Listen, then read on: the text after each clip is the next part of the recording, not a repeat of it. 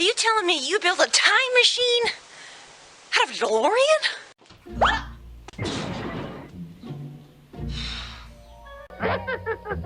Very funny. Hey guys, welcome back to another film review by TheClumsyJedi. Today's film is Back to the Future. It came out in 1985, was directed by Robert Zemeckis, and starred Michael J. Fox, Christopher Lloyd, Tom Wilson, Crispin Glover, and Leah Thompson. Of course, the story of Back to the Future is a classic by now. A teenager accidentally travels back in time and meets his parents, and his mom ends up falling in love with him instead of his father, so he has to set things right. Otherwise, he will cease to exist. This is kind of a hard movie to classify. It's like a comedy, sci-fi, adventure.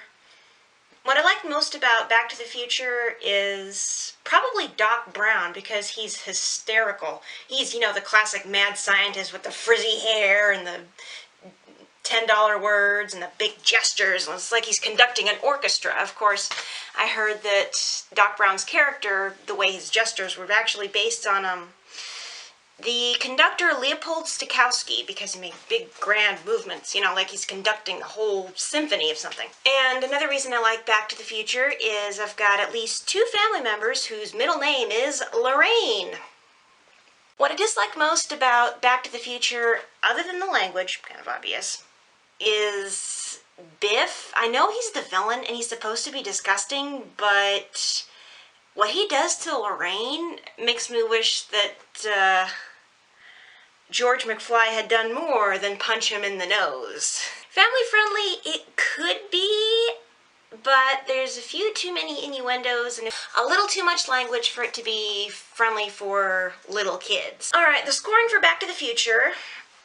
The story, it's very good, so it gets a 9 out of 10. The acting is also very good.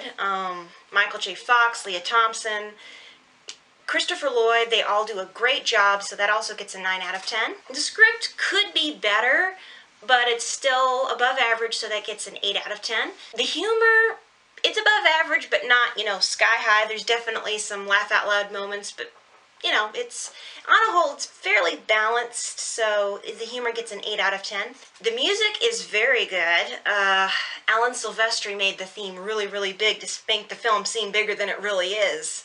So that gets an 8.5 out of 10. Cinematography, last of all, it's also above average, but not quite excellent. Pretty good. So that's an 8.5 out of 10. Giving Back to the Future a Clumsy Jedi final score of 8.5 out of 10.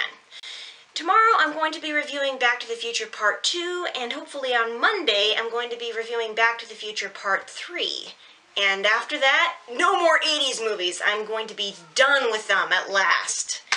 Anyway, until next time, this is the Clumsy Jedi signing off. Bye guys!